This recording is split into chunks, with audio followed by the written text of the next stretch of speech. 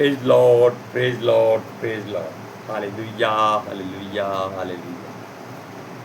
सबको जय मसीह की। परमेश्वर, हमारा परमेश्वर जो सबका परमेश्वर है, उसके पवित्र शास्त्र में जितनी भी घटनाएं हैं, दृष्टांत हैं, वो सब बड़े आश्चर्यक्रम हैं और अचंभित करने वाले हैं। और आज हम उनमें से चंद प्रभु की अचंभित बातें आपको बताएंगे। बड़े ध्यान से सुनिएगा। और इससे पहले हम मिलकर प्रार्थना करते हैं। Hallelujah, hallelujah, hallelujah. Praise lord, praise lord, praise lord. हे प्रभु पिता आत्मा जी, आपका धन्यवाद करते हैं, आपका स्वागत करते हैं। हे पिता परमेश्वर यहोवा, आपकी नाम की महिमा हो, महिमा हो, महिमा हो। आपने हर रोज़ की तरह अपने बच्चे को अपने चरणों में बैठने की इजाज़त दी। हे पिता परमेश्वर यहोवा, सृष्टि के मालिक और खालिक, हम आपका स्वागत करते हैं, धन्यवाद करते हैं। आपने हर रोज़ की तरह अपने बच्चे को प्रचार करने के लिए जो वचन दिए, हमारे मुंह में डाले हैं, हम उनके लिए आपका हृदय की गहराई से धन्यवाद करते हैं। हम चाहते हैं कि हे प्रभु पिता आत्मा जी, आइए आपका स्वागत करते हैं। आप उन वचनों को हमारे मुंह बनकर बोलिए, ताकि उन वचनों का गुणानुवाद हो और लोग जान ले कि हमारा परमेश्वर आश्चर्यक्रम करने वाला है, और ऐसे आश्चर्यक्रम करता है जो संसार में या सृष्टि में और कोई नहीं कर सकता। हे प्रभु पिता आत्मा जी, आपका धन्यवाद करते हैं, स्वागत करते हैं। ये वचन जो आपने हमारे मुख से बोलने हैं, हम चाहते हैं कि वो वचन धरती की छोर तक हर एक सुनने वाले के हृदय में ऐसे कर जाएं कि जैसे उसके हृदय में परमेश्वर के वचन का बीज बोया गया। मेरी विनती, मेरी प्रार्थना जीसस के समर्थी जलाली कदूस और जीवित और पवित्र नाम में मांगते हैं, सुनो और कबूल करो। आमीन। Hallelujah, praise Lord. अब इस बात को सोचिए कि हमने तो केवल चंद बातें आपको बतानी है, लेकिन पवित्र शास्त्र इन बातों से भरा हुआ है। क्योंकि जो जो आप पढ़ते जाएंगे, त्यों त्यों आपको ऐसी ऐसी बातें पढ़ने को मिलेंगी जो आपके हृदय गुर्दे में एक ऐसा अचंभा पैदा कर देंगी जो आप कभी सोच नहीं सकते। और ऐसी ही बातें जो इन किरदारों के साथ हुई हैं, क्योंकि इनमें हर एक बात सत्य है और वो घटना हो चुकी है, और उन घटनाओं को, सत्य कथाओं को ही इस पवित्र शास्त्र में जगह मिली है। और हम और आप भी इसीलिए इन वचनों को पढ़ते, सुनते हैं, बोलते हैं, समझते हैं और इकरार करते हैं कि हाँ पिता परमेश्वर, तेरा मुझको मिलना भी एक जीवन में आश्चर्यक्रम है, एक अजीब अचंभा है मेरे जीवन में। क्यों? हमको इस बात की उम्मीद नहीं थी कि हम परमेश्वर के द्वारा रचे गए इस पवित्र शास्त्र को छू सकेंगे, बल्कि पढ़ सकेंगे, बल्कि इसका प्रचार कर सकेंगे। Hallelujah, praise Lord. अब हम सबसे पहले आपको अय्यूब की किताब में लेके चलते हैं। वो एक बहुत ही अच्छा इंसान था, क्योंकि परमेश्वर उसकी तारीफ करता है। क्यों? वो परमेश्वर कहता है कि वो एक खरा और सीधा मनुष्य है, और वो भी परमेश्वर की हर तरह से सेवा करता था। और खास बात, उसके बेटे और बेटियां मिलकर के एक दूसरे के घरों में जाते, खाते पीते और आनंद करते थे। और पिता को इस बात की चिंता रहती थी कि भाई उसके बच्चों से कहीं कोई भूल ना हो जाए, कहीं हमारा परमेश्वर यहोवा क्रोधित ना हो जाए। और वो उस भूल के अनुसार अगर कुछ भी हो जाए या ना हो, तो भी वो अपने बच्चों की गिनती के अनुसार परमेश्वर के आगे बलिदान दिया करता था, ताकि परमेश्वर यहोवा आनंदित और प्रसन्न होकर उसके घर की और उसके सारे सामान की रखवाली अपने स्वर्गदूतों के द्वारा करे। कितनी आश्चर्यक्रम बात है कि ऐसे मनुष्य को भी कितना दुख झेलना पड़ा है। लेकिन हम उससे पहले उन बातों को बताते हैं जो अय्यूब ने जीवन में परमेश्वर के लिए सोची और वो पूरी भी की है। सुनिए, अय्यूब का पहला अध्याय उसकी 4 और 5 आयत में हम आपको पढ़कर सुनाएंगे। उसके बेटे बारी बारी से एक दूसरे के घर में खाने पीने को जाया करते थे और वो अपनी तीनों बहनों को अपने संग खाने पीने के लिए बुलवा भेजते थे। ये उनके बच्चों की एक रूटीन थी जो अलग अलग घरों में रहते थे। अब ये नहीं मालूम कि उनका घर पिता के घर से कितनी दूर था, या पिता ने उनको अलग अलग ऐसे उनके क्वार्टर या फ्लैट बना के दिए होंगे जहां वो अपने अपने परिवारों के साथ रहते होंगे। हालेलुया। लेकिन पिता को अपने बच्चों के लिए कितनी चिंता थी, इस बात में हम 5वां वचन पढ़ते हैं। वो सुनिए, जब जब भोज के दिन पूरे हो जाते तब तब अय्यूब उन्हें बुलाकर पवित्र करता। है ना अचंभे वाली बात कि एक मनुष्य जिसको परमेश्वर के द्वारा ही इतनी ताड़ना मिली, जो उससे पहले परमेश्वर के लिए हर तरह की बलिदान और कुर्बानी दिया करता था, भेंट चढ़ाया करता था, क्या करता था, तब तब अय्यूब उन्हें बुलाकर पवित्र करता और बड़े भोर को उठकर उनकी गिनती के अनुसार होम बलि चढ़ाता, क्योंकि अय्यूब सोचता था कदाचित मेरे लड़कों ने पाप करके परमेश्वर को छोड़ दिया हो। इसी रीति से अय्यूब सदैव किया करता। ये बात आप अपने परिवार के लिए हमेशा पूरी करिए या सोचिए, क्योंकि आजकल तो बलिदान जानवर का नहीं होता, केवल हाथों को उठाइए और धन्यवाद का बलिदान परमेश्वर को दीजिए। वो आपकी हर मुराद को पूरी करता है और आपकी हर बात को सुनता है। अब इस बात को आप जान लीजिए कि ऐसा भगत होते हुए भी वो दुख में पड़ सकता है। इसलिए अगर आप लोगों पर कोई दुख, मुश्किल, मुसीबत आ जाती है तो उसको अय्यूब की तरह आनंद से सहिए। हालेलुया। अब इसके लिए हम एक और दृष्टांत सुनाते हैं जो एक अजीब किस्म का दृष्टांत है। हालेलुया। और इसके लिए हम लूका की अंजील उसका 15 अध्याय और उसकी 20वीं आयत में पढ़ते हैं। इसमें क्या है, इसमें 2 बेटे एक पिता के थे, एक घर में रहा और दूसरा अपना हिस्सा लेकर प्रदेश चला गया और अपना सब कुछ लुटवा कर घर आ गया।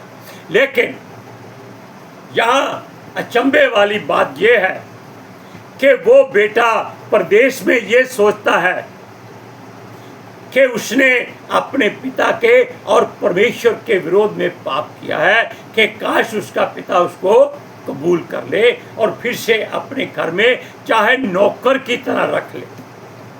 कितनी उम्मीद है उस बच्चे के मन में जो पहले सब कुछ उड़ा देता है। लेकिन इस बात को आप जानने के लिए पहले इस वचन को सुनिए, उसका 15 अध्याय उसका 20वां वचन सुनिए। तब वह उठकर अपने पिता के पास चला। वह अभी दूर ही था कि उसके पिता ने उसे देखकर तरस खाया। और देखिए, बच्चा प्रदेश में अपनी क्षमा मांगता है और अपने हर पाप और गुनाह गलती को कबूल करता है। इसका क्या मतलब है कि उसकी बात पिता उसके पिता के मन में डालता है। हमारा पिता कौन है? हमारा पिता यहोवा परमेश्वर है। वो पितर आत्मा जी के द्वारा हर बात को एक दूसरे से मेल कराने के लिए हर काम करता है। हालेलुया। अब आप इस बात को जानिए कि एक बेटा जो प्रदेश में है वो अपने पिता के सामने जाने से डरता है, क्योंकि उसने परमेश्वर के विरोध में और अपने पिता के विरोध में भी पाप किया है। लेकिन उसका पिता उसके लिए कितना तड़प रहा है कि अगर बेटे ने पाप किया है तो वो वापिस आ जाए, वो उसको क्षमा कर देगा।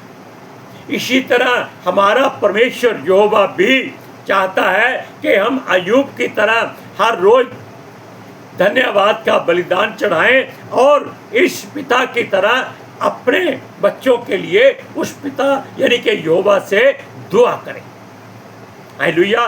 सुनिए, और उसके पिता ने उसे देखकर तरस खाया और दौड़कर उसे गले लगाया और बहुत चूमा, जबकि वो कहता, ए तूने अपना धन संपत्ति लेकर उड़ा दिया है, अब यहाँ क्या करने आया है, चला जा, बाहर निकल जा।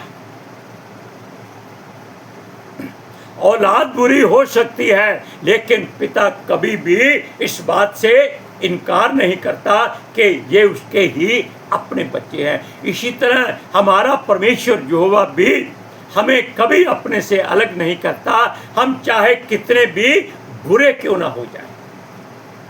वो हमेशा इसी इंतजार में रहता है कि उसके बेटे और बेटियां जो मुड़ चुके हैं, बुराई में धंस चुके हैं, वो वापस आ जाए। हालेलुया। इसलिए इन वचनों को आप बड़े ध्यान से सुनिए, लेकिन इन बातों में आप परमेश्वर का हमेशा धन्यवाद पहले करें, फिर हर बात को पूरा करें। हम इसका एक वचन 21वां और पढ़कर सुनाते हैं। पुत्र ने उससे कहा, पिताजी, मैंने स्वर्ग के विरोध में और तेरी दृष्टि में पाप किया है और अब इस योग्य नहीं रहा कि तेरा पुत्र कहलाऊं। अगर आपके बच्चे इस बात में, इस वचन पर आकर कबूल करते हैं कि हाँ पिता, हमने तेरे विरोध में पाप किया है, हमारा पिता चाहे कैसा क्यों ना हो, वो पिता पिता ही रहेगा। अंकित साजवान ने एक बात कही कि आप अपने पिता से बड़ी गाड़ी मांगते हैं और वो नहीं लेके देता, तो क्या आप उसको छोड़कर अपने पड़ोसी को तो पिता नहीं कह सकते? देखो कितनी गहरी बात है कि आपका पिता आपका ही रहेगा। बेशक औलाद बुरी हो जाए, नखट्टू हो जाए, आपके विरोध में हो जाए या पापों में धंस जाए, तो भी आप इस बात को सोचिए कि बाहर वाले लोग क्या कहेंगे, ये किसका बेटा है, ये फलाने आदमी का बेटा है। इसी तरह जब हम यहोवा को अपना पिता कबूल करते हैं और किसी बुराई में पड़ जाते हैं, तब लोग क्या कहते हैं, ये यहोवा के बच्चे हैं। तो बदनामी किसकी हुई, हमारी या हमारे पिता की? है ना गहरी बात। और हमारी संतान को अगर वो कहेंगे, अरे देखो कितने गंदे औलाद है, ये फलाने आदमी के बच्चे, तो बदनामी किसकी होगी, हमारी।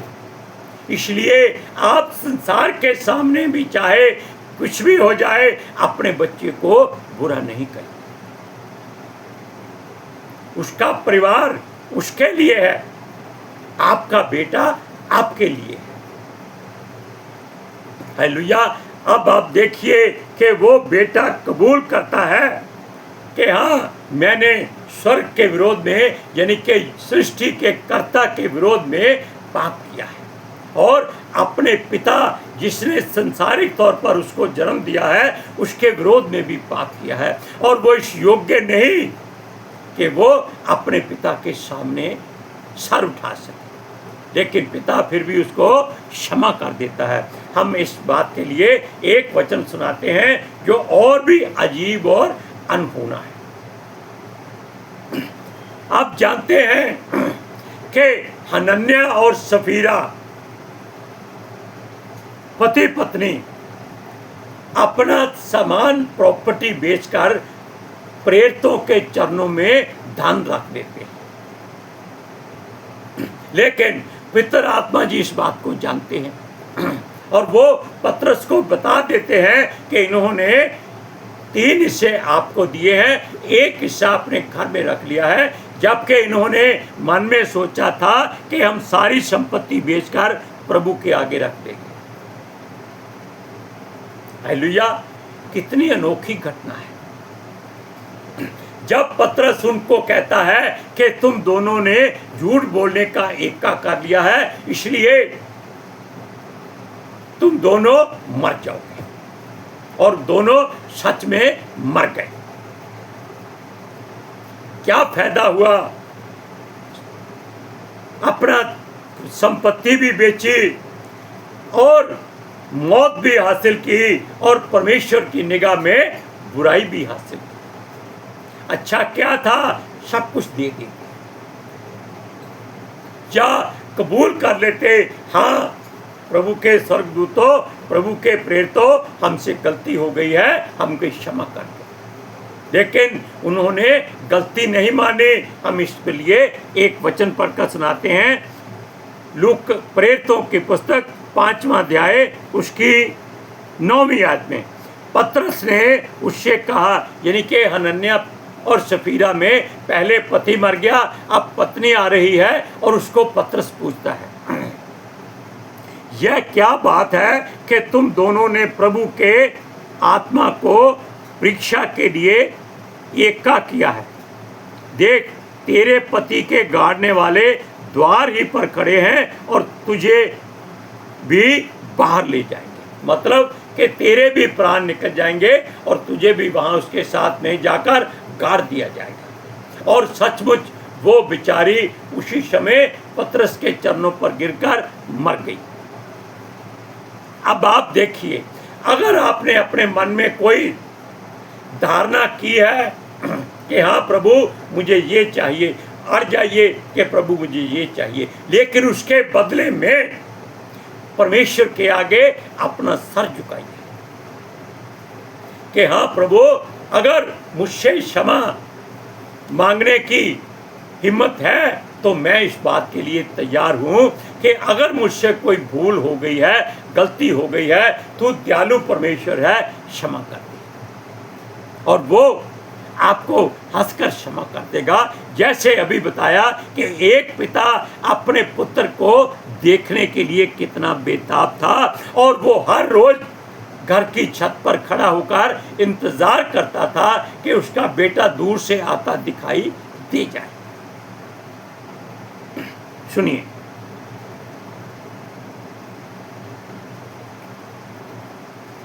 एक वचन हमने आपको सुनाया, अब सुनिए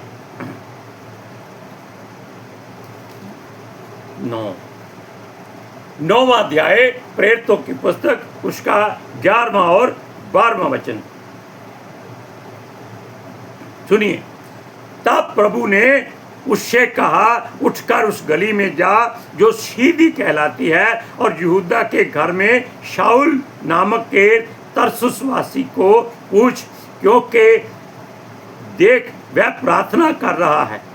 अब देखिए, प्रभु अपने ऐसे सेवक को जो पहले गुनाहगार था, पापी था, अब वो प्रभु की शरण में आकर क्षमा मांग चुका है और दर्शन देख रहा है कि प्रभु ने अपने किसी सेवक को भेजकर उसके पाप क्षमा किए। और प्रभु अपने सेवक को पूरा पता बता रहा है कि उस गली में जा जो सीधी जाती है और फलाने के घर में जा जहां इस नाम का तरसुसवासी यानी कि एक तारसी शाऊल तेरा इंतजार कर रहा है। हालेलुया। क्या ऐसी बातें, ऐसी घटनाएं हमारे जीवन में हो सकती हैं? हो सकती हैं अगर हम परमेश्वर के वचनों को इस बात के लिए पढ़े कि हाँ प्रभु, तेरा ये बेटा या बेटी जो इन वचनों को पढ़ रहा है वो भी चाहता है कि तेरी ओर से मेरे जीवन में भी अजीब और अचंभे काम हो जाए। हालेलुया। ताकि मैं जान लूं कि मेरा परमेश्वर मुझको इस्तेमाल करना चाहता है। हालेलुया। हम वचन को पूरा पढ़ देते हैं, समय कम है, सुनिए। और उसने यानी हनन्याह नामक एक पुरुष को भीतर आते और अपने ऊपर हाथ रखते देखा है ताकि फिर से दृष्टि पाए। क्योंकि प्रभु यीशु ने उसकी आंखें बंद कर दी थी ताकि वो संसार की हर बात को भूल जाए और किसके, प्रभु यीशु मसीह के आगे अपनी आंखें उठाकर केवल उसी को देखे। आप भी केवल परमेश्वर को देखने की लालसा हमेशा करें। हालेलुया। अब हम मिलकर प्रार्थना करते हैं। हे पिता परमेश्वर, हे परम प्रधान सर्वशक्तिमान, हम आपका धन्यवाद करते हैं। आपने हर रोज की तरह अपने बच्चे को जो प्रचार के लिए वचन दिए थे, वो वचन सारे हमने पितर आत्मा जी की सहायता से बोलकर प्रचार किया ताकि लोग इन वचनों को सुने और अपने जीवन में परमेश्वर से ऐसे ही अजीब और अचंभे काम मांगे ताकि उनका वचन पढ़ना और प्रार्थना करना परमेश्वर को पसंद आ जाए। हालेलुया। Praise Lord. हम पितर आत्मा जी का धन्यवाद करते हैं कि उन्होंने हमारा मुंह बनकर इन वचनों को बोला ताकि इनका गुणनवाद हो सके और लोगों के हृदय छिद जाए। मेरी विनती, मेरी प्रार्थना यीशु मसीह के जलाली कदूस जीवित और पवित्र नाम में मांगते हैं, सुनो और कबूल करो। आमीन, आमीन, सुम्मा आमीन। हालेलुया। Praise Lord. सबको जय मसीह की।